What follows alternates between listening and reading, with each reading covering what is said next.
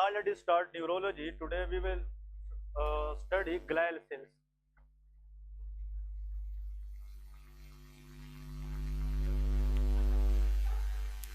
बस प्लीज बात है नहीं, ग्लायल सेल्स के बारे में याद रखिए, these are the supporting cells of nervous system.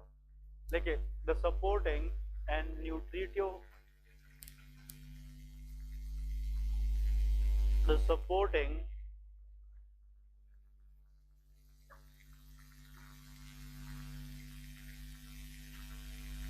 and nutritive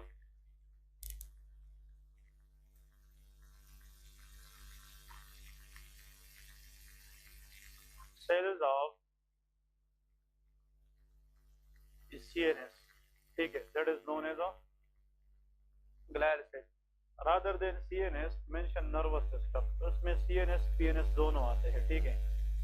glial cell से मुराद ये है कि ये नर्वस सिस्टम के वो सेल है जो न्यूट्रिशन प्रोवाइड करते हैं और साथ में सपोर्ट प्रोवाइड करते हैं.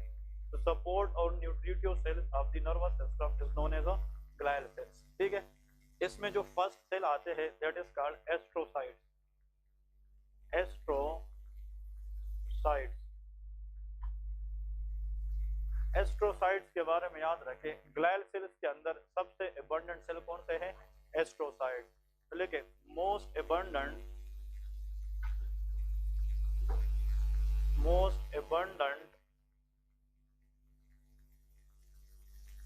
ग्लायल सेल्स, ठीक है जी, ये हमारे पास सबसे ज्यादा अबंडेंट ग्लायल सेल्स हैं. नेक्स्ट इसमें इंपॉर्टेंट पॉइंट ये है, these cells look star shape, ठीक है. Astro stand for star shape. जब हम माइक्रोस्कोपिकली इन सेल्स को देखते हैं they look like star shape. इस वजह से इसको हम क्या कहते हैं? Astrocytes. Astro means star shape, cyte means cell. So those cells which look like star shape under microscope, they are called astrocytes. Next is the functions. Okay, what are the functions of astrocytes? Number one, main component of blood brain barrier, ठीक है. Blood brain barrier के अंदर main component वो क्या है? Astrocyte है. Exam में ये क्वेश्चन आता है कि वो कौन सा ग्लायल सेल है जो ब्लड ब्रेन बैरियर बनाता है? That is called astrocyte. और blood brain barrier is a protective barrier between blood and brain.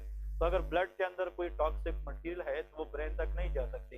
वजह यह है कि इसके दरमियान क्या है? एक बैरियर है. और इस बैरियर को 80% बनाने में किसका रोल है? एस्ट्रोसाइट का रोल है. नेक्स्ट लेके, इट हैज रिपेयर एक्टिविटी, ठीक है. अगर कहीं पे माइल्ड इंजरी हो जाए उस एरिया को हील करने में, रिपेयर करने में भी एस्ट्रोसाइट का रोल होता है, ठीक है. नेक्स्ट पॉइंट देखें, it maintain electrolyte balance. It maintain electrolyte balance, electrolyte balance across the cell. Cell के across, outside inside of the cell, electrolyte balance to be maintained, especially potassium, mainly K+. K+ is the symbol for potassium. So potassium is a very important electrolyte. Cell excitation में potassium का बहुत role है. उस potassium को balance रखना CNS के अंदर, ये भी किसका काम है? Astrocytes. Next fourth number function लेके, it remove, astrocyte remove excess neurotransmitter from the brain. अगर ब्रेन के अंदर न्यूरोट्रांसमीटर की लोड बढ़ जाए, बहुत ज्यादा हो जाए, तो उसको बाहर निकालना ये भी किसका काम है? That is astrocyte. अगर न्यूरोट्रांसमीटर को हम बाहर ना निकालें तो एक्साइटेशन की चांसेस क्या होगी? ज्यादा. और जितना हाइपर एक्साइटेबिलिटी होगी ब्रेन के अंदर तो उसकी वजह से सीजर हो सकती है कि नहीं? फिट्स आ सकती है. तो एक्सेस न्यूरोट्रांसमीटर को ब्रेन से निकालना ये भी किसका काम है? एस्ट्रोसाइट. नेक्स्ट एमसीक्यूज है कि इसकी एम्ब्रियोलॉजिकल ओरिजिन क्या है? एम्ब्रियो एम्ब्रियोलॉजिकल ओरिजिन, ठीक है, एम्ब्रियोलॉजिकली ये कहाँ से आती है? Answer is neural tube. कल बताया था ना, ये कहाँ से आती है? Neural tube. लेकिन स्पेशली आप लोगों ने लेयर लिखना है, इसको कहते हैं न्यूरो एक्टोडर्म। कहाँ से आती है? Neuro ectoderm. Yesterday we discussed that embryologically there are three layers is going to form. One is called ectoderm, mesoderm and endoderm. फिर जो एक्टोडर्म है इसके तीन पार्ट्स होते हैं, न्यूरो एक्टोडर्म, मस्कुलो एक्टोडर्म, इस तरह डिफरेंट है। तो ऐसा एक्टोडर्म जिससे न्यूरॉन की पार्ट्स आती है उसको क्या कहते हैं? Neuro ectoderm. तो astrocyte embryologically derived from which layer? Neuro ectoderm. Clear? और नेक्स्ट आखिर में लिखे MCQ question, the marker for the diagnosis of astrocyte. Astrocyte is anyone in the class? Covers. वो कौन सी मार्कर है? अगर वो हमें देख ले मतलब इन्वेस्टिगेशन के दौरान तो हमें पता चलता है कि ये एस्ट्रोसाइट है। हाँ जी, ऐसी मार्कर का नाम क्या है? That is called GFAP, that is the name of that marker, GFAP। ये जब भी आज एग्जाम के अंदर ये किसकी बात हो रही होगी? Astrocyte. GFAP stand for, G mean glial, G से मुराद क्या है? ग्लायल। F इधर देखता हो देखे, G stand for glial, F stand for fibrillary, fibrillary, A for acid, acidic और P फॉर प्रोटीन। ठीक है, ये जो ग्लायल फिब्रिलरी एसिडिक प्रोटीन है it is release by astrocyte. ये कहाँ से आती है? एस्ट्रोसाइट। तो इसका लेवल बढ़ने का मतलब किसका लेवल बढ़ना है? एस्ट्रोसाइट का है। तो ये भी एग्जाम में आता है कि अगर फॉर एग्जांपल एग्जाम में सर आता है कभी कभार a patient diagnose for astrocytoma, patient को क्या होता है? Astrocytoma. This is the cancer of CNS arises from which cell? Astrocyte. तो एस्ट्रोसाइट कैंसर के अंदर इस मार्कर का लेवल क्या हो जाता है? वो बढ़ जाता है। तो GFAP whenever came in exam it shows the range of astrocytes।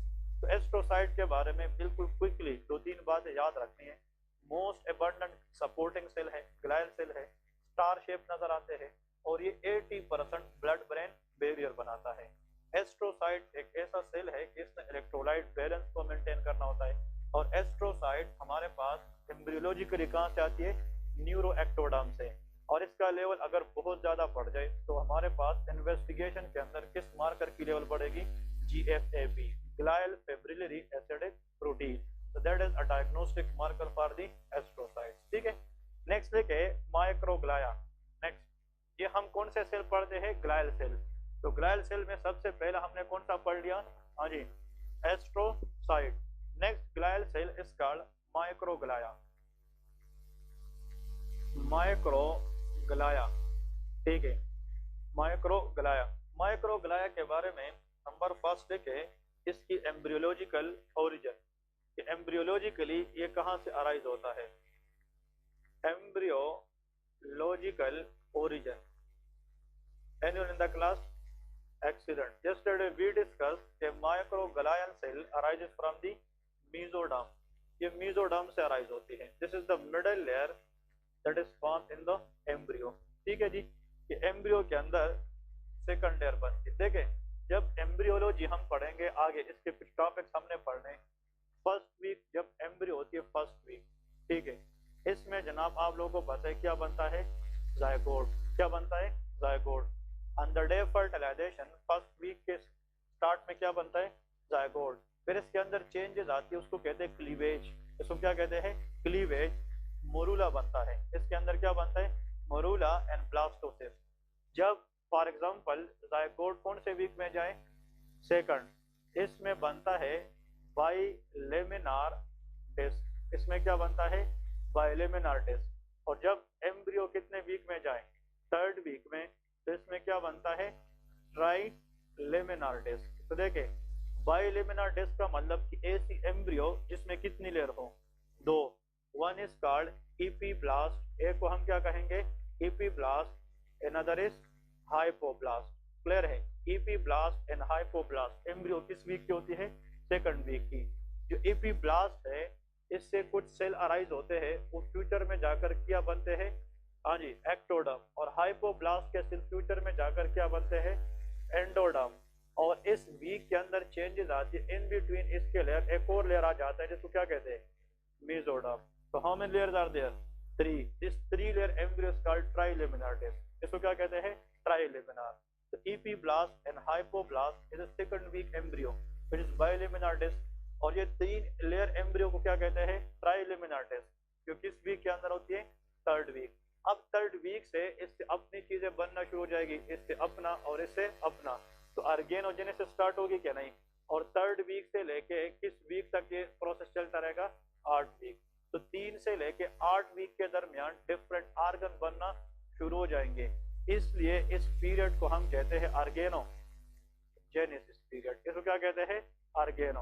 और जब 8 वीक हो जाए और कौन सा वीक स्टार्ट हो जाए, 9th वीक के स्टार्ट पे पूरे ऑर्गन बन चुके होंगे, फिर इसको हम क्या कहते हैं, फीटस कहते हैं। 8 वीक तक एम्ब्रियो कहलाता है, और 8 वीक के बाद क्या कहलाता है, foetus, till to the last day of pregnancy, that is called foetus. Clear है।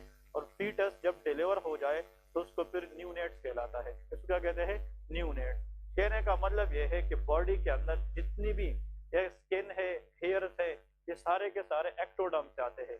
बॉडी के जितने भी मसल है वो कहाँ से आते हैं, मेसोडर्म से आते हैं।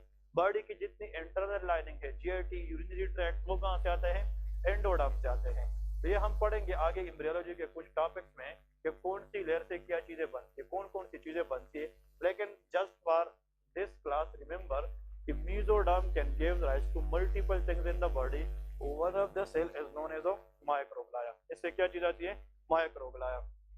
इसके लिए के function, what is the function of microglia? It is the scavenger or phagocytic cell of the brain. इसको कह सकते हैं कि नहीं, phagocytic cell of brain। ये ब्रेन की स्केवेंजर या फेगोसाइटिक सेल भी कहलाते हैं, क्योंकि इसने हर अनवांटेड चीज को क्या करना है, खत्म करना है। लेकिन the cell get activated, the cell activated during tissue injury. जब टिश्यू इंजरी होती है तो ये सेल क्या हो जाते हैं, एक्टिवेट हो जाते हैं। एंड remove unwanted debris या unwanted pathogen.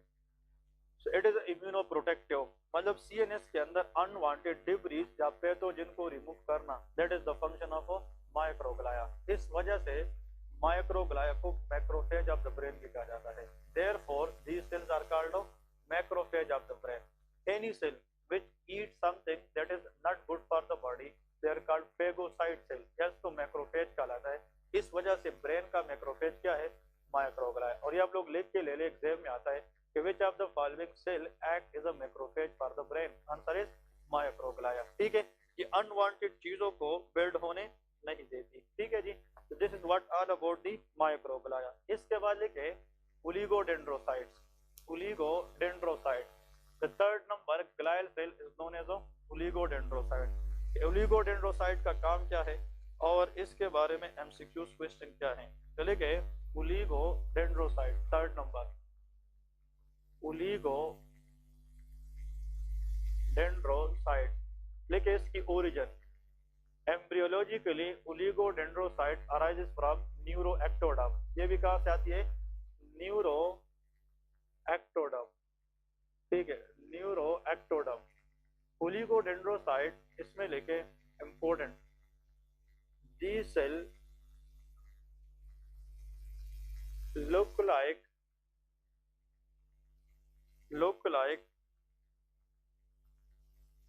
fried egg appearance। ठीक है, फ्राइड एग अपीयरेंस। देखिए जिस तरह माइक्रोस्कोप में अगर हम किसी सेल को देखें और वो स्टार शेप हो तो वो क्या होंगी, एस्ट्रोसाइट। लेकिन दो cell in the brain which is a fried egg like appearance, that will be oligodendrocyte. ठीक है जी, ये ओलिगोडेंड्रोसाइट होगी। इसमें लिखे जनाब, what is the important function, एक मिनट, जिसको फंक्शन का पता है रेज योर हैंड। ओलिगोडेंड्रोसाइट का काम रेज योर हैंड ओनली। हाँ, very good. These cells required for the synthesis of myelin sheet in the CNS। CNS से मुराद ब्रेन एंड स्पाइनल कार्ड है। यहाँ पे लेके accident help in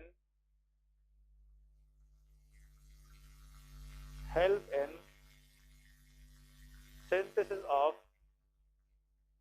myelin sheet and myelin sheet is a insulating sheet। ये insulator का काम करता है।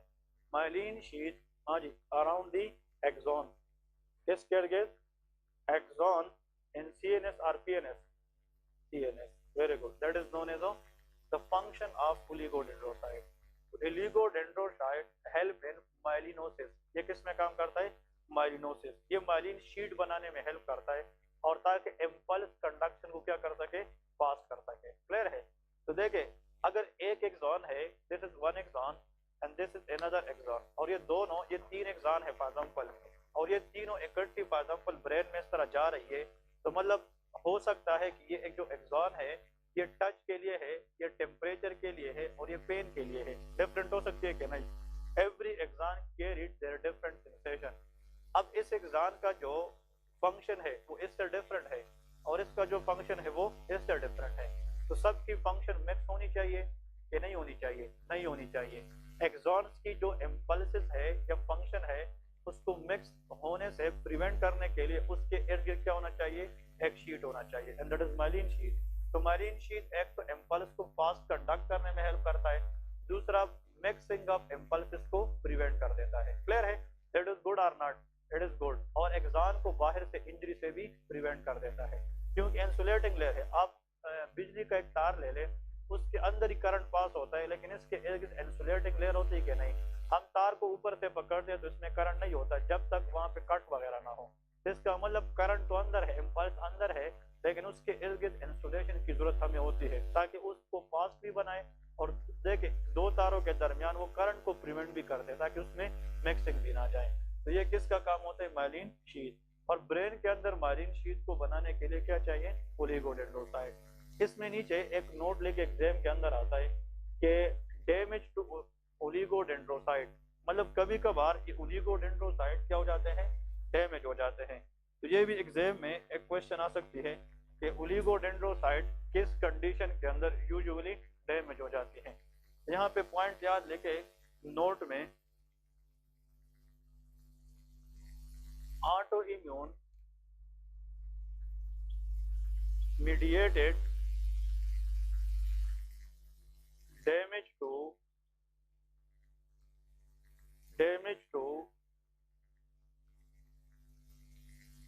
oligodendrocyte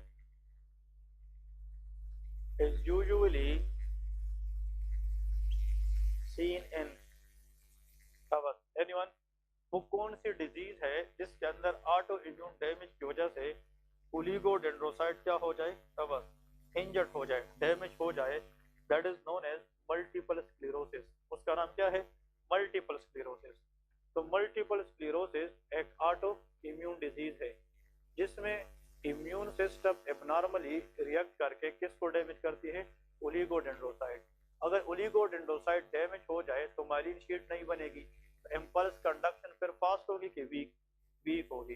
तो multiple sclerosis lead to neuronal injury having weak reflexes because of damage to oligodendrocyte. ये इन्फेक्शियस कंडीशन है कि ऑटो इम्यून है? ये ऑटो इम्यून डिजीज है। ये ब्रेन के अंदर किस सेल को डैमेज करती है? ओलिगोडेंड्रोसाइट। क्लियर? इसके बाद नेक्स्ट ग्लायल सेल लेके फोर्थ नंबर श्वान सेल। ठीक है, the fourth number glial cell is known as Schwann cell. Schwann cells, ठीक है। श्वान सेल्स की ओरिजिन लेके yesterday we already discussed Schwann cell arises from neural crest cell। ये कहाँ से आती है? Neural crest cell. और neural crest is a type of ectoderm. Neural crest cell, कल वाला लेक्चर याद है? Schwann cell embryologically arises from which cell?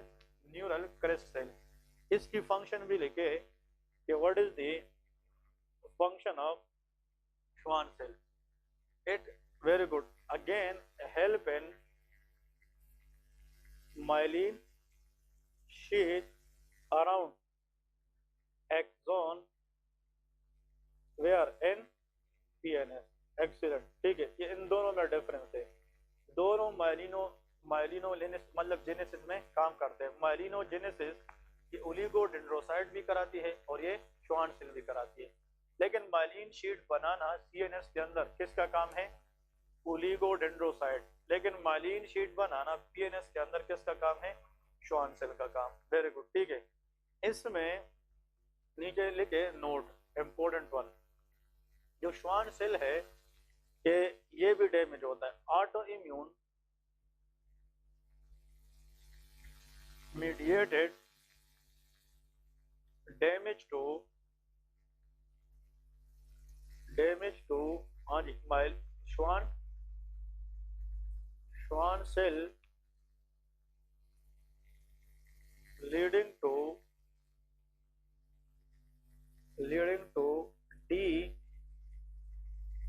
demyelination या myelin degeneration। Demyelination is known as, anyone can tell me the name of that disease? हाँ जी, कोई तुक्का है या नहीं? हाँ, ऑप्शन नहीं है, बस बताए शाबाश। एनीवन? हाँ है कोई जहन में? हाँ, कीटन लैम्बर्ट सिंड्रोम में तो कैल्शियम चैनल का इशू होता है, वो नहीं है। इसमें एक्सॉन का इशू, इसमें माइलिन शीट का इशू है। हाँ, बाबर, आदम, फरहान, जुनैद, राशिद, बताए ना, शाबाश। जहांगीर बताए। That is called Guillain Barre syndrome.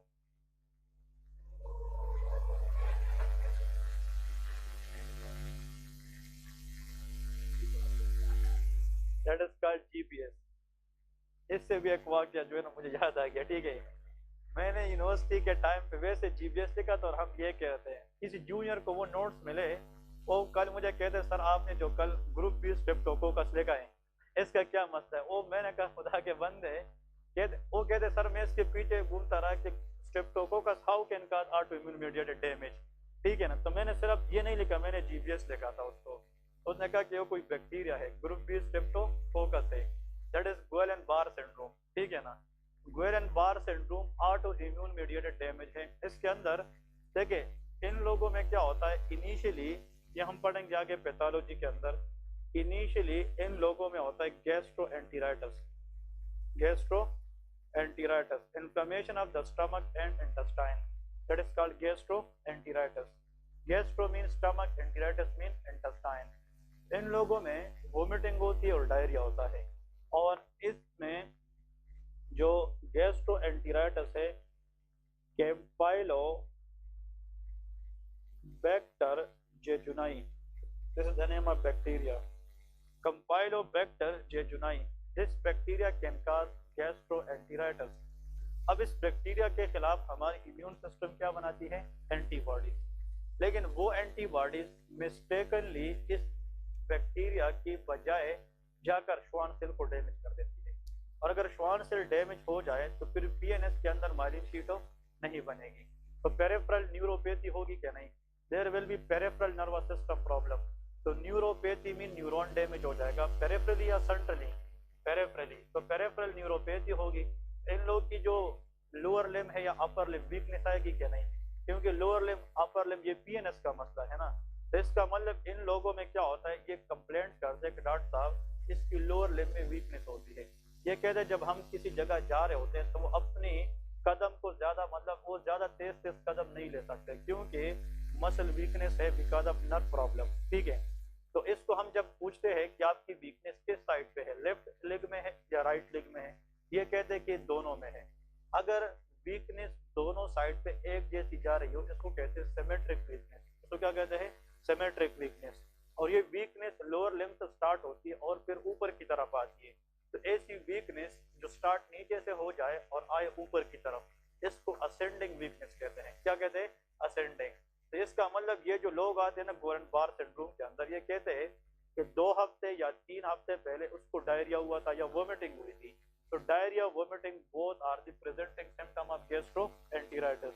तो वोमिटिंग डायरिया उसको 2-3 हफ्ते पहले हो चुका होता है। उसके बाद ये लोग कहते हैं कि अचानक उसकी लोअर लिम्ब में क्या पैदा हो गई है, वीकनेस, कमजोरी पैदा हो गई है। इतनी कमजोरी कि एक पाँव को उठाने के लिए अपर लिम्ब का सहारा जो है ना हमें चाहिए होता है, अपने अपर लिम्ब को यूज करके लोअर लिम्ब को उठाए ताकि कदम को तब्दील कर सके। और फिर ये कहते हैं कि अभी उसको लगता है कि ये वीकनेस उसकी पहले लिग में थी, अब टाई में आ गई है, तो ऊपर की तरफ आ रही है। तो symmetric ascending paralysis it is the hallmark of Guillain Barre syndrome. इसके अंदर सीएनएस का मसला नहीं है, इसके अंदर वो पीएनएस का मसला है। और मल्टीपल स्क्लेरोसिस में कौन से सेल डैमेज होते हैं, ओलिगो। ये पीएनएस का इशू नहीं है, ये सीएनएस का इशू है। इसके अंदर माइलिन शीट सीएनएस का मसला है, इसके अंदर माइलिन शीट और पीएनएस का मसला है। क्लियर है। तो अगर किसी के रिपोर्ट में एमआरआई पे या सीटी स्कैन में आ गए कि मल्टीपल स्क्लेरोसिस, आप उसको बता सकते हैं कि आपका ब्रेन मसला है, डैमेज टू द ब्रेन है। लेकिन गुएलेन-बारे के अंदर मसला बाहर है, ब्रेन स्पाइनल कॉर्ड का नहीं है, ये पीएनएस का मसला है। तो गुएलेन-बारे सिंड्रोम में जो सबसे मेन इशू है, अगर ये लोग ट्रीट ना की जाए तो ये मसला ऊपर आता रहेगा, ऊपर आता रहेगा। और यहाँ पे एक नर्व है, उसको डैमेज करेगा प्रेनिक नर्व। कौन सी नर्व, प्रेनिक नर्व। और phrenic nerve supply diaphragm, diaphragm is a chief respiratory muscle. अगर प्रेनिक नर्व की पैरालिसिस हो जाए तो can we take oxygen and no. तो diaphragm paralysis is the leading cause of death in Guillain-Barre syndrome. Clear है। और इन लोगों में अगर सांस लेने में दुश्वारी आ जाए, सांस लेने की तकलीफ स्टार्ट हो जाए, तो इन लोगों को हम फिर वेंटिलेटर पे रखते हैं। किस पे, वेंटिलेटर पे। क्योंकि those people who do not take oxygen by their own, तो हम उसको मशीन के जरिए बाहर से प्रोवाइड करते हैं और उस मशीन का नाम वेंटिलेटर होता है। क्लियर है। तो गुएलेन-बारे सिंड्रोम पेशेंट को वेंटिलेटर पे तब रखा जाता है जब उसके अंदर रेस्पिरेटरी डिस्ट्रेस आ जाए। क्लियर है। तो ये बहुत इंपॉर्टेंट पॉइंट है ओलिगोडेंड्रोसाइट एंड श्वान सेल के बारे में। ठीक है। नेक्स्ट लिखे myelin sheath. Myelin sheath heading they they, what is meant by myelin sheath. इसमें माइलिन शीट हेडिंग दे, ग्लाइल सेल समझ गए कि नहीं। इसके बाद the next is myelin sheath.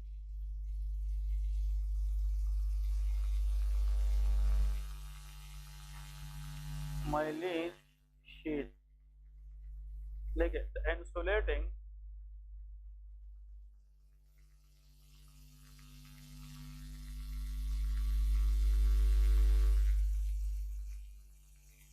cover around axon that is called a myelin sheet। मतलब वो insulating cover, हाँ ये नया टॉपिक है। ठीक है। The insulating cover around the axon in nervous system. Nervous system will cover both CNS and PNS, that is known as myelin sheath. अब जो माइलिन शीट है, इसमें ये पॉइंट याद रखना है कि myelin sheath it is composed of mainly lipids. ये किससे बना होता है, लिपिड। ये लिपिड इन नेचर कवर होता है, ये भी याद रखें। ठीक है। It is mainly composed of, ठीक है, लिपिड। ये मेनली लिपिड से बना होता है। It is mainly composed of lipid. तो वो तो हमने बात बताई है, इसकी जो सिंथेसिस है ये आप लोगों को अब पता चल गया है बस। ठीक है। सिंथेसिस आप लोगों ने सिर्फ नाम लिखना है कि ओलिगो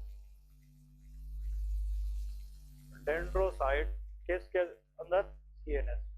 और यहाँ पे लेके श्वान सेल एंड पीएनएस। ठीक है, पेरिफेरल नर्वस सिस्टम। ये इसके दो एमसीक्यूज हैं। ओलिगोडेंड्रोसाइट माइलिन शीट बनाता है सीएनएस में, श्वान सेल इसको बनाता है पीएनएस के अंदर। फिर इसमें लिखे what is the function of myelin sheath. Number 1, increase impulse conduction. ये फंक्शन है क्या नहीं। किसी भी इम्पल्स को फास्ट कंडक्ट करने के लिए क्या होना चाहिए, माइलिन शीट। ठीक है। तो माइलिन शीट का एक काम ये है कि एक्सॉन के ऊपर इसलिए होता है कि ये इम्पल्स कंडक्शन को फास्ट बनाए, इंक्रीज करे। तो फास्ट इम्पल्स कंडक्शन के लिए हमें क्या चाहिए, माइलिन शीट चाहिए। Number 2, protection to axon. It provide protection to axon.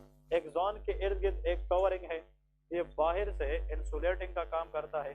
तो ये एक्सॉन को बाहर से क्या प्रोवाइड करता है? प्रोटेक्शन, ताकि एक्सोनल इंजरी के चांसेस कम से कम हो जाए।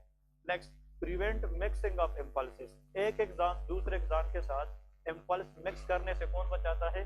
Myelin sheath. यहाँ पे लेके प्रिवेंट मिक्सिंग ऑफ इम्पल्सेस, मतलब आपस में इम्पल्सेस को मिक्स होने से प्रिवेंट करता है। That is another function of myelin sheath. और आखिर में नेक्स्ट देखिए fourth number, it look like white. ये हमें क्या नजर आता है? वाइट। जब सर्जन सर्जरी करता है, सीएनएस सर्जरी या पीएनएस, तो उसमें एक्सॉन के इर्द गिर्द जो माइलिन शीट है ये हमें क्या नजर आता है? वाइट। और उस वाइटिश अपीयरेंस की वजह से सर्जन केयर करता है ताकि गलती से उसको डैमेज ना कर सके। यहाँ पे लेके it look white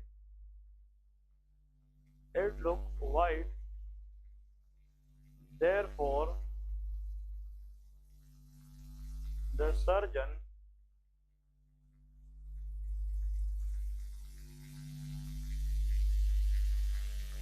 identified during the surgery to prevent its injury। ये भी इसका एक फंक्शन है, इसका एक क्लिनिकल सिग्निफिकेंस है। इसका फंक्शन से मुराद क्लिनिकल सिग्निफिकेंस भी है। देखिए अगर सर्जन सर्जरी करे, देखिए अगर वो किसी आर्टरी में सर्जरी करे या वेन में, और इसके साथ बिल्कुल एक तार की तरह, धागे की तरह एक इस तरह थिन चीज गई हो और वो वाइट हो, तो आप समझ जाइए कि ये क्या है? एक्सॉन है। और एक्सॉन के ऊपर क्या है? Myelin sheath. अगर गलती से वो उस तार धागे की तरह जो स्ट्रक्चर है उसको डैमेज करे, तो उससे पूरी हाथ या पूरी लिम्ब पैरालाइज हो सकती है क्या? नहीं। हो सकता है कि वो नर्व जाकर रेडियस बोन के साथ हो तो वो रेडियल नर्व है, अल्ना के साथ हो तो अल्नर नर्व है। तो हर नर्व और हर एक एक्सॉन की अपनी फंक्शन है। How a surgeon know that is axon? Because of its white colour. ठीक है, वाइट इन नेचर। और ये जो वाइटिश अपीयरेंस है एक्सॉन को, ये किसने दिया है? माइलिन शीट ने दिया है। ठीक है, तो ये सर्जन के लिए एक आइडेंटिफिकेशन भी है। अब यहाँ पे लेके types of conduction, what is meant by types of impulse conduction। impulse conduction की types वो कौन सी है? ठीक है, एग्जाम में अगर सिर्फ आ जाए कि the best and fast impulse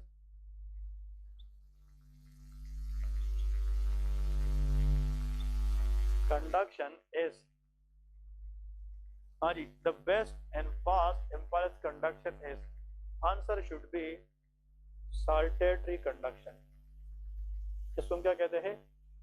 saltatory conduction। saltatory conduction को न्यूरोलॉजी के अंदर जंपिंग पैटर्न कंडक्शन भी कहा जाता है। इसको हम जंपिंग कंडक्शन कहते हैं। तो saltatory conduction जब ब्रेन के अंदर होती है, इम्पल्स जो है ना वो बहुत जल्दी फास्टली क्या होता है? ट्रांसफर होता है। देखिए इसकी मिसाल ये है, फॉर एग्जांपल कि this is rounded part of the neuron is called cell body, और इसके इर्द गिर्द इस तरह फॉर एग्जांपल हमारे पास डिफरेंट फाइबर है, these are called dendrites, and this one and longest is called axon, and that is axon terminal. यहाँ पे एक एमसीक्यू याद रखे, ये हमारे पास देखिए the part of the cell body from where which thing is started? Axon. देखिए ये जो पॉइंट मैंने हाईलाइट किया है, ये वो एरिया है सेल बॉडी का जहां से क्या स्टार्ट हुआ है? एक्सॉन। इसका स्पेशल नाम है, this is called axon helix. इसके अंदर क्या होता है? Axon helix. और इस पूरे न्यूरॉन के अंदर स्टिमुलेशन अगर हम करना चाहे ताकि न्यूरॉन स्टिमुलेट हो जाए, तो easy to stimulate the neuron we need which area? Axon helix. The most sensitive for stimulation of neuron the part is called axon helix. तो इसके अंदर स्टिमुलेशन बहुत ज्यादा होती है, इसकी थ्रेशोल्ड बहुत ज्यादा कम होता है, तो इसके अंदर स्टिमुलेशन करना बहुत ज्यादा आसान होता है। So axon hillock is a sensitive part of the CNS and that can easily stimulated, or that is the part of the neuron is the part of the cell body from where axon is started, that is axon helix। अब देखें इस axon के ऊपर जो lipid like एक coating है that is called myelin sheet, तो myelin sheath इस तरह कंटिन्यूस नहीं होता, इसमें ब्रेक्स होती है। अब यहाँ पे माइलिन शीट है नहीं है, इसको कहते हैं node of Ranvier. Very good, इसको क्या कहते हैं?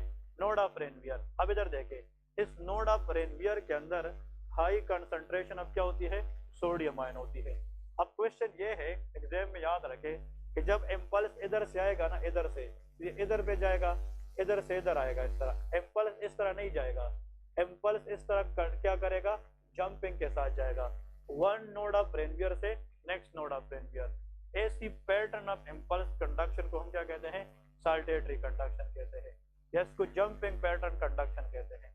अब इधर देखें, for example this is again cell body, that is neuron axon, ठीक है, and this is a what that is called terminal of axon, and that is a axon. इस एक्सॉन पे अगर इम्पल्स कंडक्शन हो जाए और वो इम्पल्स इस तरह जाए, तो ये जंपिंग में जा रही है कि एक जैसी, इसको कहते हैं continuous conduction, that is called continuous. तो ब्रेन के अंदर न्यूरॉन में कंडक्शन की दो पैटर्न है, two, one is called saltatory conduction, another is called continuous conduction. Saltatory conduction उन न्यूरॉन्स के अंदर होती है जिस पे हेवीली माइलिन शीट होता है। तो साल्टेटरी कंडक्शन मेनली अकर इन माइलिनेटेड न्यूरॉन, लेकिन कुछ न्यूरॉन बॉडी में ऐसे भी है, शायद ये बात सबके लिए नहीं हो, some neurons in the body which are not still myelinated, उस पे या माइलिन शीट है ही नहीं या बिल्कुल ना होने के बराबर है, तो बिल्कुल उसको कहते हैं अनमाइलिनेटेड फाइबर्स। उसको क्या कहते हैं? अनमाइलिनेटेड। तो अनमाइलिनेटेड फाइबर के अंदर जो कंडक्शन है वो कौन सी होगी? कंटिन्यूअस होगी। तो देख, इसकी मिसाल इस तरह है, न्यूरोलॉजी के अंदर दो घर है ना, दो घर फॉर एग्जांपल साथ में बिल्कुल जुड़े हुए, इस तरह एक गली के अंदर दो घर है और दोनों की छत बिल्कुल एक दूसरे के साथ ही है। अब भाई एक छत पे फॉर एग्जांपल एक बंदा है, दूसरे छत पे भी बच्चे फॉर एग्जांपल एक कह रहे यार हमारे छत पे आकर खेलते, दूसरा कहते इधर आ जाए, ठीक है ना। अब वो बच्चा अगर एक छत से जंप लगा के दूसरे में जाए, वो जल्दी पहुंचेगा, या एक बच्चा छत से नीचे जाए और घर के दरवाजे से होके दूसरे दरवाजे पे आए तो वो जल्दी, इसलिए jumping pattern is always best, वो जल्दी पहुंच जाता है। और जब वो मतलब कंटिन्यूअसली रास्ते से जाएगा तो वो बहुत लेट जाएगा। इसकी मिसाल ये है, continuous conduction is slow conduction, लेकिन saltatory conduction is the best and of fast conduction. तो हमारे इसलिए साल्टेटरी भी तब होता है जब एक्सॉन के इर्द गिर्द कौन सा शीट है? माइलिन। इसलिए myelin sheath can make the impulse conduction fast, increase करता है, ये फास्ट बनाता है, इंक्रीज करता है, क्योंकि पैटर्न ऑफ कंडक्शन जो है प्रोवाइड करता है, that is called saltatory conduction. Clear है? तो मतलब ये है कि बॉडी की 90% neuron are myelinated, but very few % of neuron still is unmyelinated. Clear है? नेक्स्ट हम फिर ये पढ़ेंगे fibre A, fibre B, fibre C. ये एमबीबीएस में भी इंपॉर्टेंट है, एफसीपीएस में भी है। फाइबर ए मीन फिर दो न्यूरॉन, देखिए इसमें क्या फर्क है। अगर ये एक्सॉन है, दिस इज एक्सॉन, इसके ऊपर ये क्या है? Myelin sheath. ये नेक्स्ट एक्सॉन है, ये भी क्या है? Myelin sheath. इस देखिए ये माइलिन शीट। अब ये नेक्स्ट एक्सॉन है, इस पे ये फॉर एग्जांपल माइलिन शीट है। तो देखिए अब अगर फॉर एग्जांपल ये माइलिन शीट हम देकर करें, these are myelinated fibre or unmyelinated? ये माइलिनेटेड है, ये माइलिनेटेड है लेकिन माइल्ड माइलिनेटेड है, बहुत कम, ठीक है ना। ये मॉडरेट है और ये हेवीली माइलिनेटेड है। क्लियर है? इसको कहते हैं लीस्ट माइलिनेटेड फाइबर, इसको कहते हैं लेस माइलिनेटेड, और इसको कहते हैं हाईली माइलिनेटेड। कह सकते हैं कि नहीं? इसका मतलब इस पे माइलिन शीट की थिकनेस कम है, इस पे थोड़ा सा ज्यादा है और इससे सबसे ज्यादा है। इसका मतलब दोज फाइबर या those neuron which are less myelinated, they are fibre C. इसको हम क्या कहते हैं? Fibre C. जो थोड़े से ज्यादा माइलिनेटेड होते हैं उसको फाइबर बी कहते हैं, और जो ज्यादा माइलिनेटेड होते हैं उसको फाइबर ए कहते हैं। तो ऑल माइलिनेटेड फाइबर आर में B fibre A B C.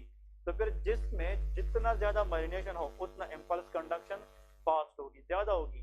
तो highly myelinated fibre are A, these can improve the conduction and they can make the conduction very fast। ये क्या बनाएगी? फास्ट। एग्जाम में एक और क्वेश्चन आता है कि which neuron is best for impulse conduction, thin and thick। तो आप लोगों का आंसर क्या होगा?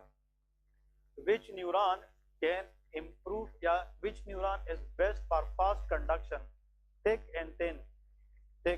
thickness is about number of myelination, जितना माइलिन शीट ज्यादा होगा एग्जान के इर्द गिर्द, तो वो एग्जान क्या होगा, थिक होगा, और थिक का मतलब मारिनेशन ज्यादा है, तो इम्पल्स कंडक्शन फास्ट होगी कि नहीं, वो फास्ट होगी। अगर थिन है तो इसका मतलब मारिन शीट क्या है, कम है, तो उसमें इम्पल्स कंडक्शन पे स्लो होगी। क्लियर है?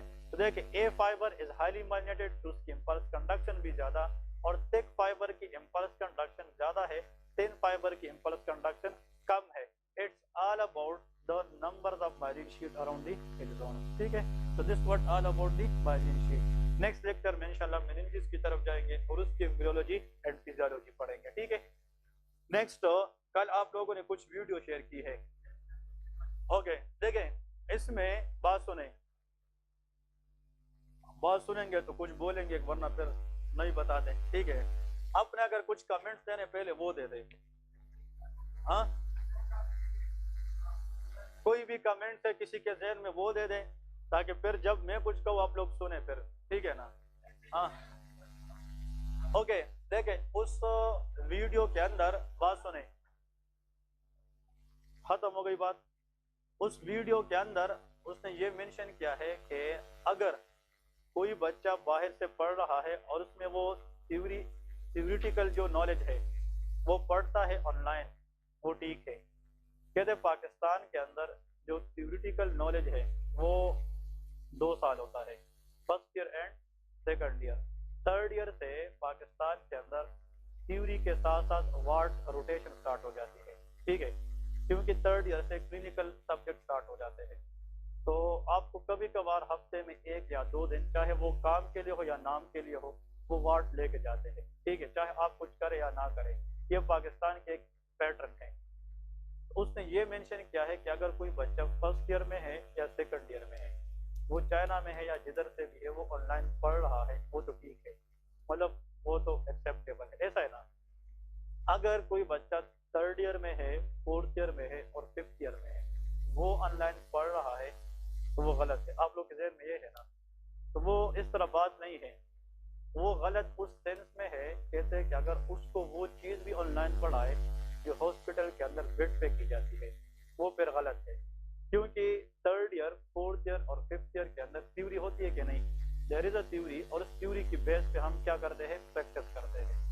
इसका मतलब कभी भी किसी भी एफएमजीज के इंक्लूडिंग अस, किसी के डिग्री पे ये नहीं लिखा होता कि आपकी थ्योरी में नंबर कितने हैं और आपकी प्रैक्टिकल में कितने हैं, ये तो नहीं मेंशन है ना।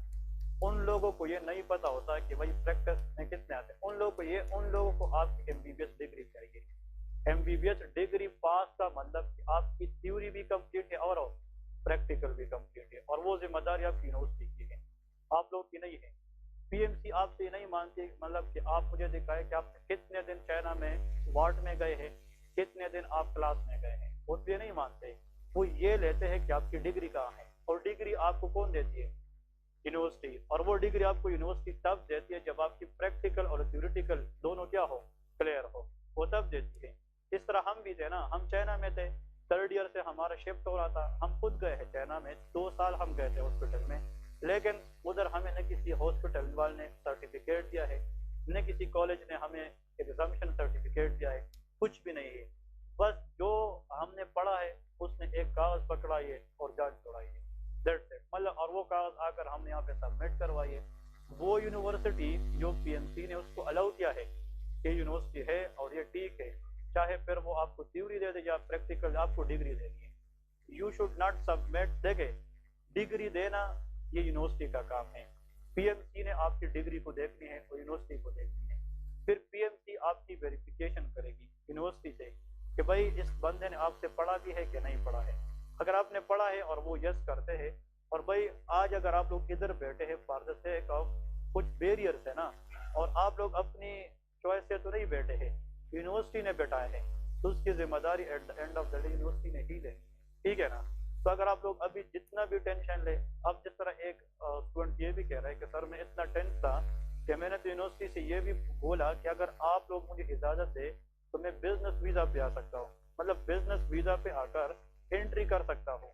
तो अब अगर आप बिजनेस वीजा लगाकर एंट्री भी करें तो आपका जो एक्स वीजा है स्टूडेंट का वो खत्म हो जाएगा। तो can you accept yourself in the matter of PMC then? No, आप निकल गए, बिल्कुल आप खत्म हो गए। इस वजह से याद रखें, जो चीजें चल रही है उसको चलने दें, at the end of the day जो होगा वो एक दो बंदों के नहीं, वो 1000 लोग हैं, वो सबके लिए होगा, और ये इसका कोई आसान काम नहीं है।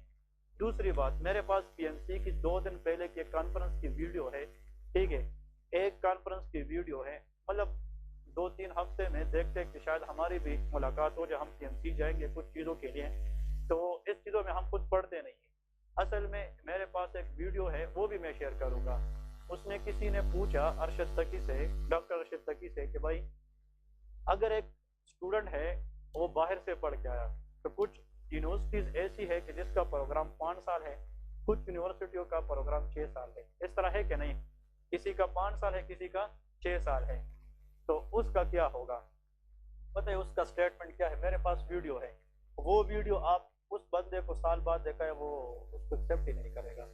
पीएमसी जो कुछ बोले ना, इस पे कभी भी इसका डायरेक्ट ट्रस्ट ना करें, ये चीजें चेंज होती रहती है। तो एक्चुअली वो क्या कहता है, वीडियो ने मेरे पास सेव किया है, कि जिसका 5 साल है वो आकर यहाँ पे फॉर एग्जांपल एग्जाम दे, पास करके अपना प्रोविजनल आरएमपी ले ले और जॉब करके परमानेंट ले ले। इसका उसने ये जवाब दिया है। जिसका 6 साल है, इसका मतलब ये है कि 5 साल उसकी थ्योरी है, 1 साल उसकी इंटर्नशिप है। जो इंटर्नशिप है आप जिधर से करते हैं ना, आपको उसी जगह से करनी चाहिए।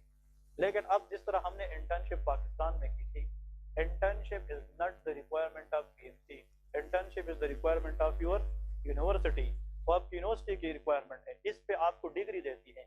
इंटर्नशिप पता है कब से बैन है पाकिस्तान में? 2012 से, ये 2012 से बैन है। 2012 में हम गए थे चाइना, 2012 में हमारी एफएससी थी, और उस टाइम से ये इंटर्नशिप बैन है।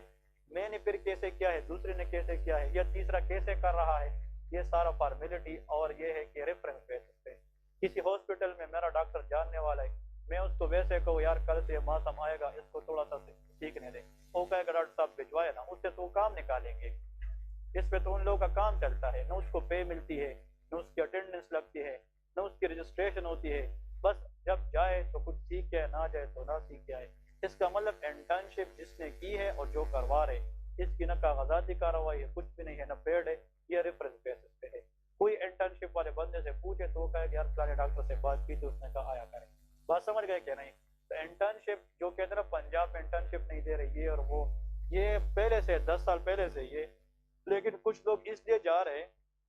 अब यूनिवर्सिटी वाले क्या कहते हैं, वो कहते या तो इंटर्नशिप इधर करें या अपने कंट्री में करें, वो तो आपको चॉइस दे रही है। कुछ यूनिवर्सिटी कहती है कि इधर ही करें, तो जो कहते इधर ही करें तो फिर उधर ही रहे। लेकिन यहाँ पे 2-3 महीने जाने से भी इतना फायदा होता है, आपको लोकल डिजीज का पता चलता है कि हमारे लोकल लोगों में कौन सी डिजीज ज्यादा है, और लोकल लोगों के साथ आपकी इंटरेक्शन आ जाती है, आपको लोग पहचान जाते हैं कि आप भी इस माशरे के अंदर एक डॉक्टर है, क्योंकि हमने सारा वक्त बाहर गुजारा होता है, तो हमें यहाँ पे लोग नहीं जानते कि हम कौन है जब तक हम लोगों के साथ एक्सपोजर ना करें।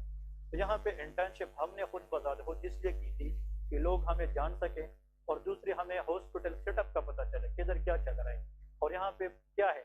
अभी तक हमने किसी पेशेंट को टच नहीं किया था इंटर्नशिप में, बस इस तरह हाथ पीछे करके देखते रहे कि यार सीनियर क्या कर रहे हैं, और जो चीजें कर रहे हैं उसको ध्यान में रखे, बस ये चीज इंटर्नशिप है।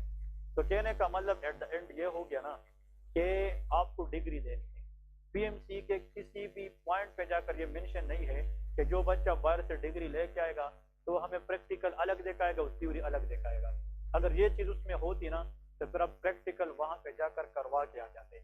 अब जब उसमें है ही नहीं, आपको तो डिग्री चाहिए, तो डिग्री का काम यूनिवर्सिटी का है। फिर कुछ लोग ऐसे होते हैं कि वो यूनिवर्सिटी के अंदर, डिफरेंट यूनिवर्सिटी के अंदर डिफरेंट सिस्टम होता है, कुछ सीआर होते हैं, कुछ कंसल्टेंट्स के साथ इस तरह नजदीक होते हैं। देखिए सबका मसला है, जाकर यूनिवर्सिटी को इस चीज पे थोड़ा सा खबर दिलाए कि यार इस तरह है, कि वो क्या रिस्पॉन्स दे रही है, कि वो यूनिवर्सिटी क्या कह रही है, कि हम आप लोग के लिए फ्यूचर में क्या कर सकते हैं। तो अभी से यूनिवर्सिटी को भी बताएं फॉर द सेफ साइड। ऐसा ना हो कि ग्रेजुएट होने के बाद बताए और वो कहे कि आपने पहले क्यों नहीं बताया। यूनिवर्सिटी वालों को पहले से बताना चाहिए कि वो क्या कह रहे हैं। लेकिन जो चल रहे हैं ना, it is not like that कि आप लोग सोच रहे हैं कि यार हमारा तो टाइम ज़ाया हो जाएगा, हम इस तरह हो जाए, कि ऐसा आसान काम है नहीं, ठीक है ना। इसमें पूरे पाकिस्तान का एक मसला है, ये सिर्फ आप लोगों का मसला नहीं है, ठीक है ना।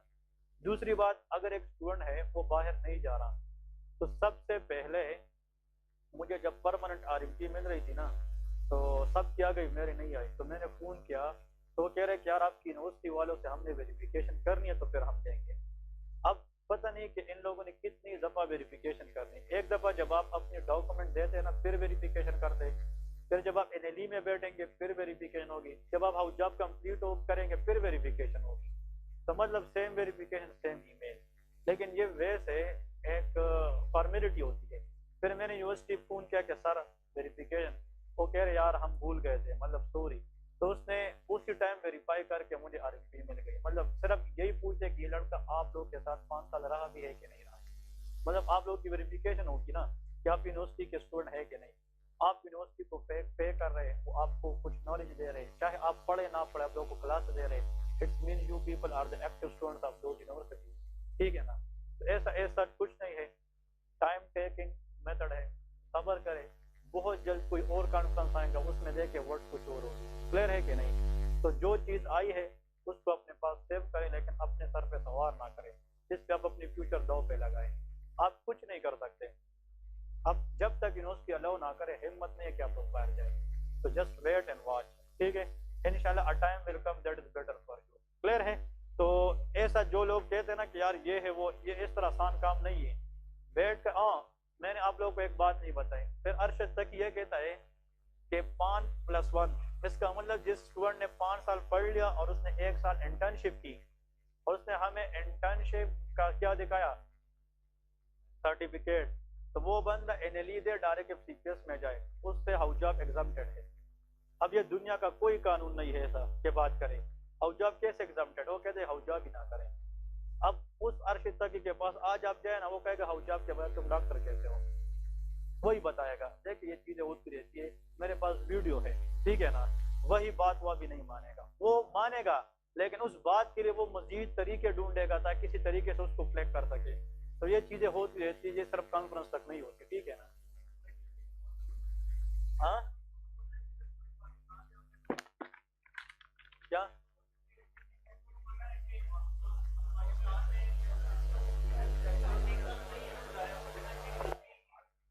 किसने, एक मिनट,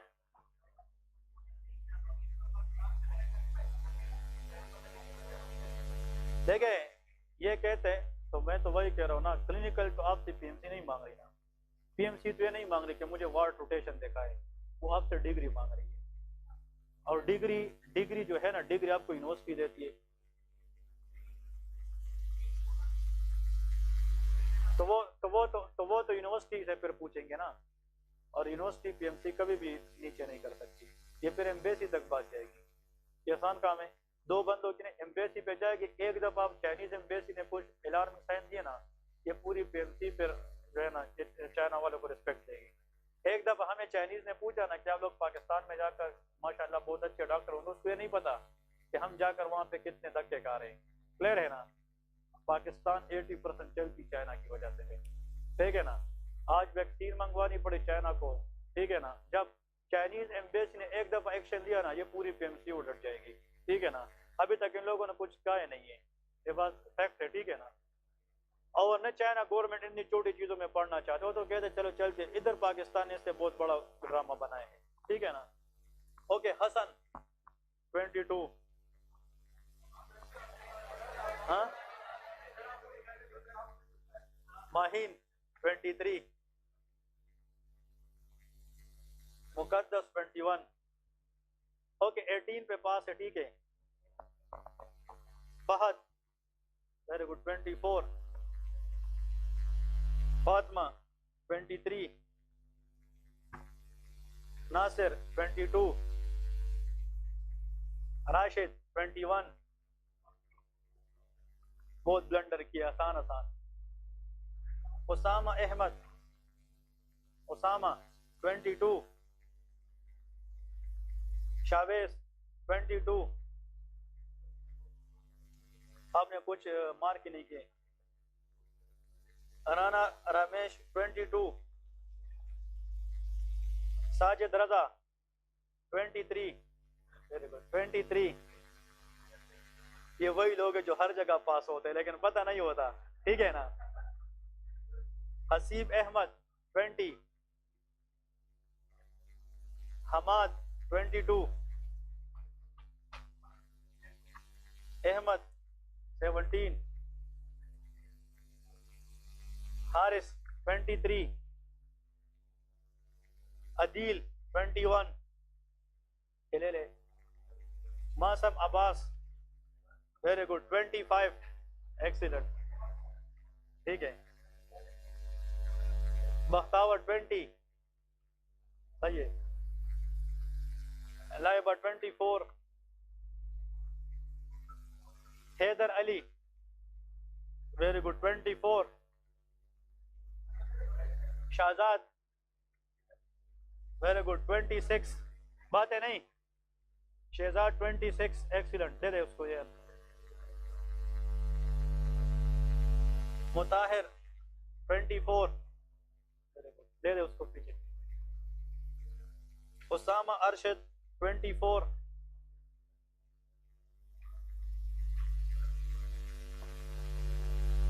किधर वो किधर है, इसको कल दे देंगे। सबको मिल गए? ओके, सो टुडे कौन था, गलत दिए ना, तो वो भी गलत करे। ओके, बात सुने, टुडे बात सुने, आज जो टेस्ट में बहुत से ऐसे स्टूडेंट थे जो मैंने कल खुद देखे माशाल्लाह इम्प्रूव कर चुके हैं, ठीक है ना। कुछ स्टूडेंट्स ने, अब जिस तरह शहजाद है 26, इसने पिछले 6-7 महीने जो भी पढ़ा है सही पढ़ा है, इसने आज हलाल किया कि मैंने कुछ पढ़ा है, ठीक है ना। मुझे दिल से खुशी हुई कि इसने अच्छा किया है, ठीक है। मुताहिर लड़का है, इसने अच्छा किया है, ठीक है ना। कुछ स्टूडेंट्स थे, हैदर ने अच्छा किया है, ठीक है ना। देखिए इसी तरह अपनी इंप्रूवमेंट की बेस पे आगे डिसाइड करें कि यार आज मैं कैसा हूँ, कल कैसा हूँ इंशाल्लाह। तो आज जिसने देखे, today topper is Shahzad 26, second is Masoom 25, ठीक है। लेकिन याद रखना है कि आज भी जो चीज़ आप लोगों ने देखे, जो मार्क्स आए हैं ना, इसको अपने पास लेके नेक्स्ट में फिर देखे कि मैं नेक्स्ट में कितना ले सकता हूँ, तो नेक्स्ट इसके ऊपर डिसाइड करें, ठीक है इंशाल्लाह। ओके, अल्लाह हाफिज, ठीक है। क्या है?